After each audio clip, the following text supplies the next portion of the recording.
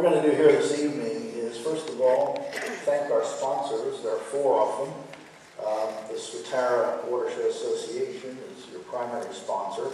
League of Women Voters, people are here helping us in that regard, doing the timing. We want to try to keep this in a format that moves along, so they're going to be doing that for us. The gas companies rated, this is like movies, PG-13 R. In this case, they're looking for, are they crooked or upstanding?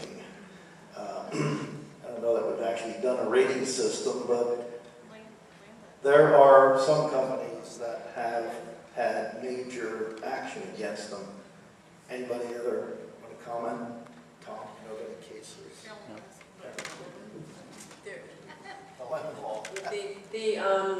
The Landman they have a website called landmanreportcard.com, and you can find out stories about landmen. The landmen are notorious for promising the world and not giving you much when it happens. A good example was, in our area, there was someone who negotiated for an impoundment pond. Now, the impoundment pond was a 20-acre site.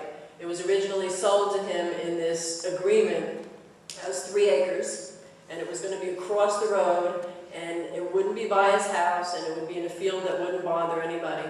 He signed the document, and they moved dirt 200 feet behind his house, and that's where they put it. And they said he had no say in it because he never wrote it down.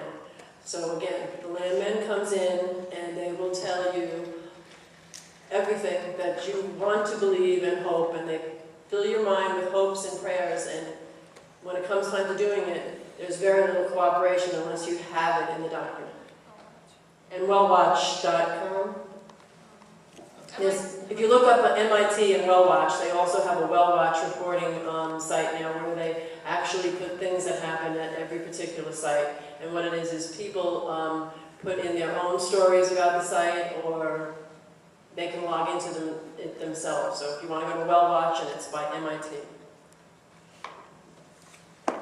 Just to pick up on one of the things that Carolyn said, if anyone comes to you and promises you all this stuff, you have to have it in writing. Because all the promises and everything that's said before the time you sign the agreement doesn't mean anything. It's what's in the agreement. And there's paragraphs in the agreement called integration clauses that basically say whatever puffery and anything else happened ahead of time doesn't count. It's what's in the agreement, and that's the agreement that you have, nothing what they told you before. And I'd like to reinforce that also. I mean, people ask, well, if you knew what you know now, what would you do different? And I keep answering. The number one was that to educate our landowners as to the power of that lease. The money that's up front, the bonus money, that's flash money to take your eyes off of what's in the lease and what the royalties and the conditions in there. I mean, some people negotiated 13 pages of addendums.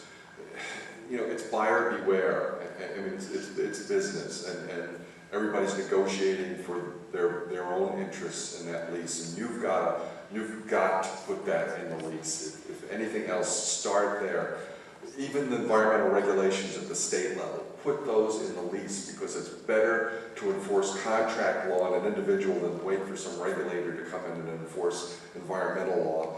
Because, again, you have more power through that contract and through that lease, and you need to play hardball. We were babes in the woods. They came to Bradford County and nobody knew anything about leases. And every lawyer in the county hung out a shingle saying, we're experts at leases, and baloney. They didn't have a clue on how to negotiate mineral leases. They knew what contract law was, and they knew what a good contract was, but they did not know all the nuances of negotiating gas leases and all the impacts that come with those that you need to put in the addendums. And we should, we need to educate our lawyers to how to negotiate a decent lease and to review them. And there's also the environmental issues that, agencies like mine can provide input in. Penn State started to develop some guidance, but it was too late for us. And on the flip side of the wellhead is the pipeline. There is a list based on accidents and safety records of who are the good guys and who are the bad guys and the ugly guys.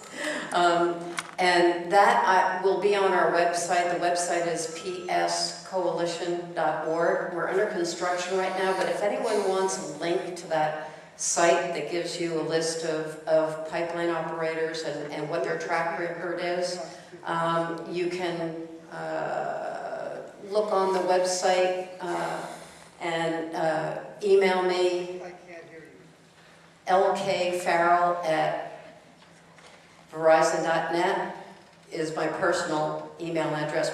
But if you really want to see who the good players and bad players are in the industry from a pipeline perspective, you can give me a call. They may not be the same people who are doing the drilling, but they're all in the same sandbox, let's put it that way.